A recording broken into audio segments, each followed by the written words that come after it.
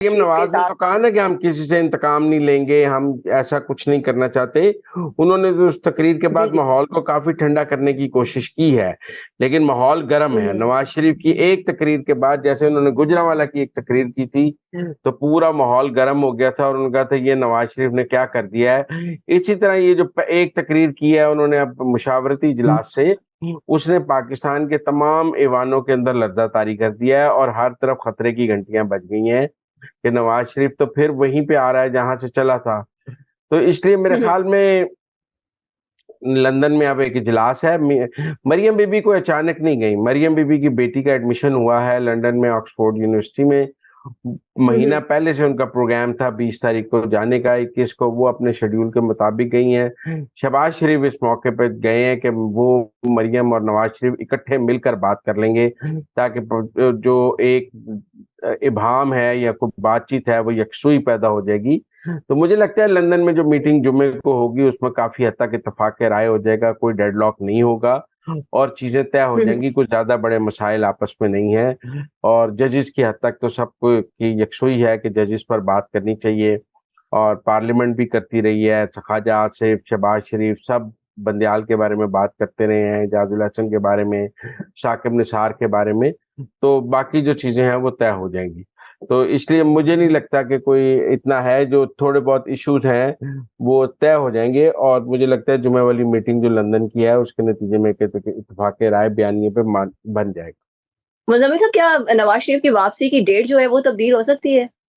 नहीं, मुझे लगता है वापसी की डेट नहीं तब्दील होगी। नवाज शरीफ 21 अक्टूबर को ही आएंगे और मीनार पाकिस्तान पर जलसा करेंगे। उनके वापसी में कोई डेट की तब्दीली के बहुत कोई चांसेस नहीं। ठीक हो गया। अच्छा मुज़म्मिल साहब, नैब तरमीम को कलअदम करार देने के बाद जो है वो आज पेशरफ्त भी हुई है। आपने खुद कहा है कि नवाज शरीफ की जो लास्ट तकरीर है उसने एक खड़ाक पैदा कर दिया है सियासत में। तो क्या ये उसी का तसलसल है कि आज नैब ने जो है 1000 से ज़ायद करप्शन के केसेस जो हैं वो दोबारा से खोल दिए हैं? क्या ये नून लीग को पैगाम दिया जा रहा है? नहीं जी अंदर नहीं, की ये तो बात क्या है? देखिए ना जी, ये कोई एस्टेब्लिशमेंट ने तो किया नहीं है कि हम कहें नून लीग को पैगाम दिया जा रहा है। ये कोई एस्टेब्लिशमेंट नहीं किया। ये उमर अताब बंदयाल साहब जाती दफा इमरान खान की सहूलतकारी करने के लिए उनके सियासी दुश्मनों के केस खोल कर गए हैं, जिस पर मंसूर अली शाह का एक इख्तलाफी नोट भी मौजूद है।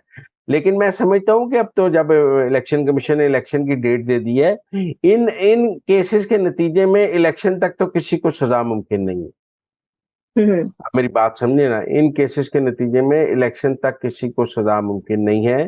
ये चलते रहेंगे, अगली पार्लियामेंट आएगी वो दोबारा कानून बना देगी, उतनी देर में रिव्यू पिटिशन भी हो जाएगी। लिहाजा जो लोग इन नैब केसेस के नतीजे में पाकिस्तान के सियासी मंजरनामे में कोई बड़ी तब्दीली देखना चाहते हैं, वो चाय की प्याली में तूफान देखना चाहते हैं।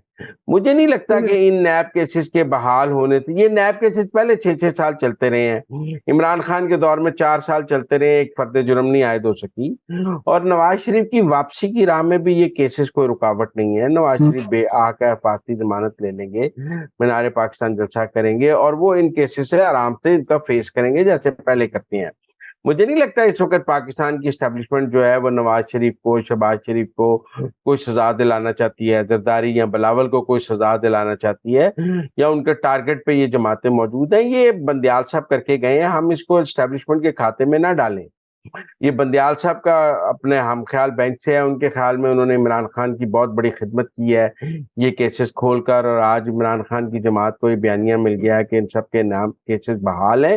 पर मुझे नहीं लगता कि कोई बयानिया चलाने के लिए कोई बंदा होगा तो बयानिया मिलेगा ना, जब दूसरी तरफ से कोई बात करने वाला बंदा ही नहीं होगा और वो खुद नैब के केसेस में सारे फंस जाएंगे। नैब का मैं समझता हूँ कि कहते हैं अक्लमंद, अक्लमंद जो है ना दुश्मन बेवकूफ दोस्त से बेहतर है। उमर अता बंदयाल साहब तहरीक इंसाफ के बेवकूफ दोस्त थे, वो कोई उससे बेहतर था इमरान खान को अक्लमंद दुश्मन रख लेता। मतलब वो जो करके गए हैं उसके नतीजे में इमरान खान को ज्यादा नुकसान होना है और इन लोगों को शायद कुछ नुकसान नहीं होना, लेकिन इमरान खान के लिए नैब का पुराना लॉ पर बहाल हो गया जिसमें वो फंस जाएंगे। और इन लोगों ने तो इन केसेस को पहले भी भुगता है, अब भी भुगत लेंगे, इनके लिए ये कोई प्रॉब्लम नहीं। ठीक हो गया। अच्छा मुज़म्मिल साहब, आपने हमें अंदर की बात कल बताई थी कि इलेक्शन जो है वो जनवरी के आखिरी हफ्ते में होंगे। आज इलेक्शन कमीशन ने ऐलान भी कर दिया है कि हम जनवरी के आखिरी हफ्ते में इलेक्शन करवा देंगे।